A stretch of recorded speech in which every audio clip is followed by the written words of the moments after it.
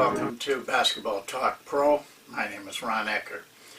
A subject that has always intrigued me through the years has been what I call the invisible player, the ones that go unnoticed. And yet, if you really evaluate their performance, they have a tremendous impact a lot of times on your team. And it's very easy to overlook them because they do the things that the stars don't do.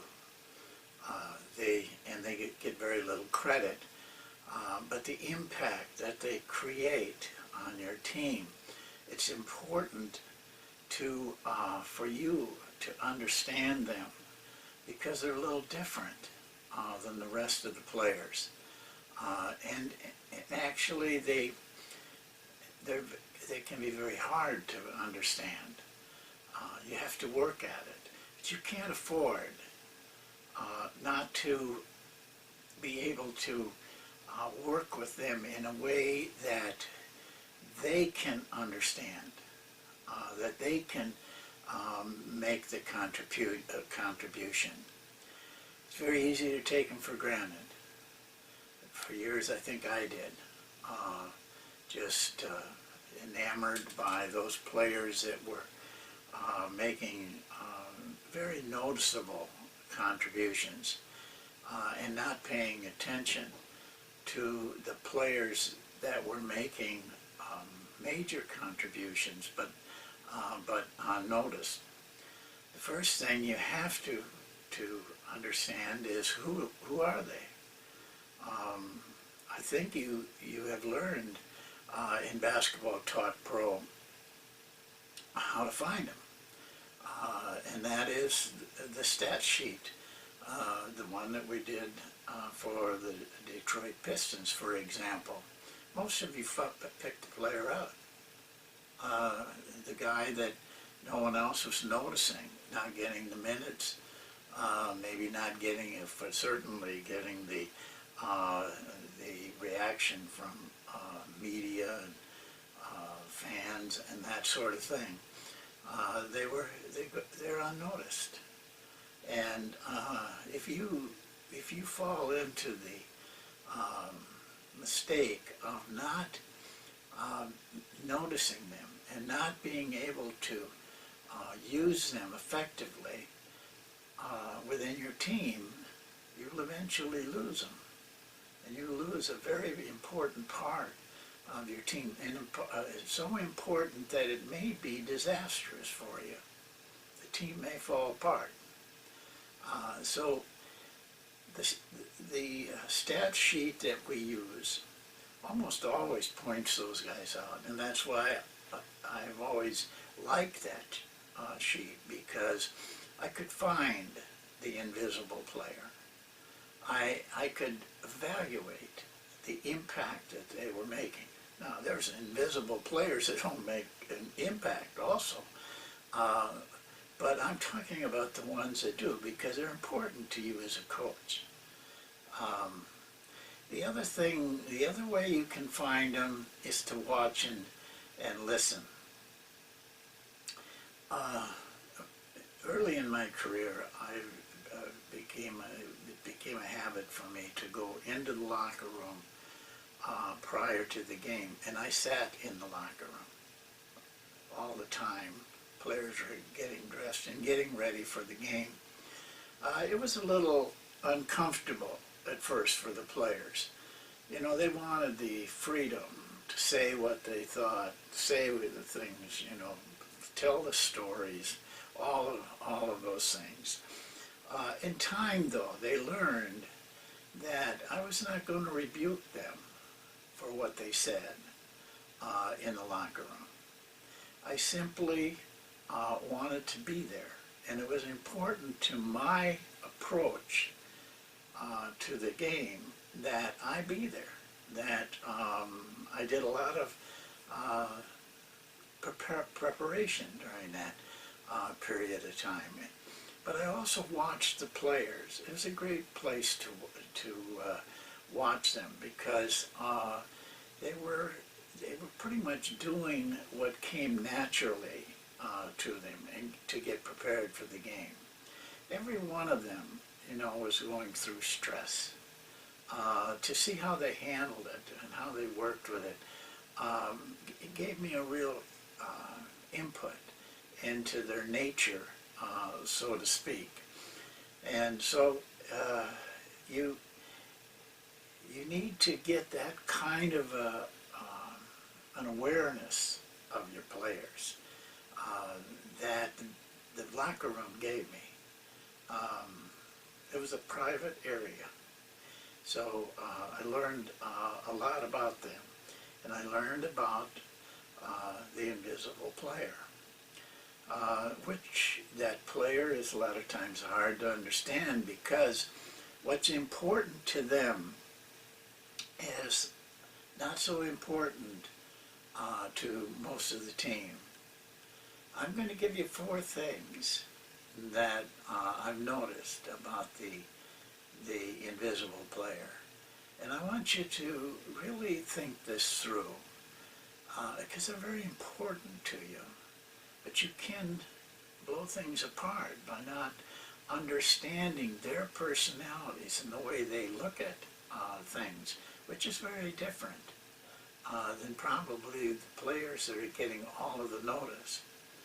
One of the first attributes of this player you have to find out is that they like to be anonymous. They don't want to be noticed. It makes them uncomfortable to be noticed. They want to do their work in their own way, doing it without fanfare. They just simply do their job. Their reward is not headlines. Their reward is not heroism or being great noticed players. Their reward instead is just excellence. That's all they want. They are engrossed in what they do, whatever that is. And because of that, they don't have the need to be noticed. It's a very, very strange thing because in our world, especially, it seems to me in the last few years, that self-promotion is a major factor with a lot of players. They have to be noticed. They need to be noticed. But here's this group of players that is very important to your team. It may be just one player that doesn't need that. What he needs is excellence. He needs the feeling that he has performed excellently.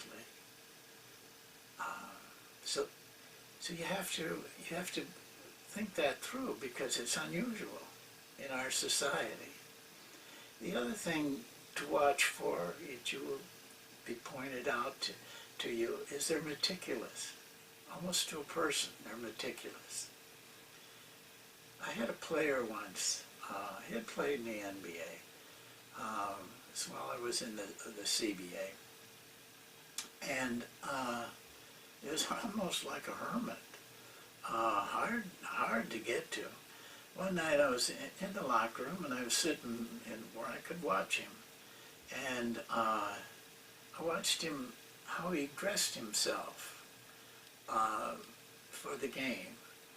Now the equipment manager had told me that the only player who always brought his uniform back to him, washed and folded, was this player. So I watched him put on his socks, for example. Very, very exact, smoothed every wrinkle before he put the next pair on. He wore 2 pair. He tied his shoes. He double knotted them. There was not going to be any situation in the game where he had to stop and tie his shoelaces. The way he bloused his uniform.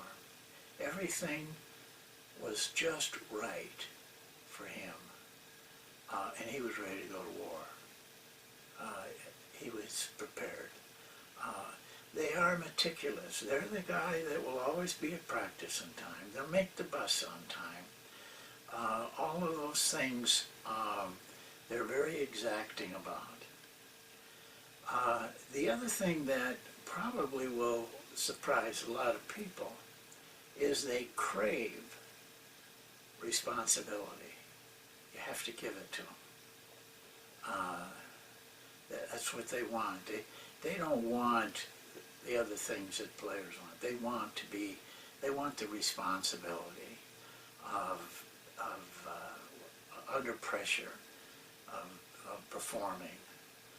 I had a situation one game with a player that I knew was this type of player.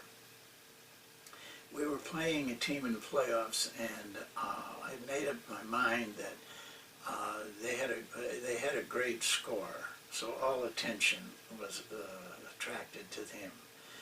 And I made up my mind that if we were to win the game, that I could not sacrifice any help for the player who guarded him. I felt that if we did not give to the fact that everybody was trapping, everybody was doing all these things, that we had a better chance of winning. So I went to the player, and I told him what I wanted him to do. I said, all I'm asking is that you bring down his percentage, but you will not get help. We're not going to trap him. We'll take our normal help positions, but it's up to you. If you can contain him, we can win the game, but you have to do it by yourself. An awesome responsibility. Well, we won the game, and he did what I asked him. The player scored points, but he had to take a lot of shots and miss a lot of shots in order to get those points. After the game, I couldn't get over in my mind what this guy had done. I was doing the little TV things and stuff after the game, and I watched him as he came out of the locker room. I caught up to him, and I thanked him for what he had done. It was a tremendous responsibility. And he just looked at me and he said, it was an honor. See, that's what they want. You have to give that to them. The other thing, the fourth thing that I'll tell you, they're always low maintenance. You don't even notice they're around. They're not the guy that's whining about the shoes or the uniforms or creating problems. You won't even notice them because they take care of themselves. They're very self-reliant. Well, I only brought this up in this session because I think most coaches overlook those guys. And if they don't understand what makes them tick, they lose them. They eventually lose them. And I think that as coaches, you need to be aware of these people. They're there. I've never had a team that amounted to anything that didn't have one, maybe two. But I think is there an area of your coaching expertise that you need to manage and manage well? Well, that's it for today. Thank you for listening, and we'll see you next time.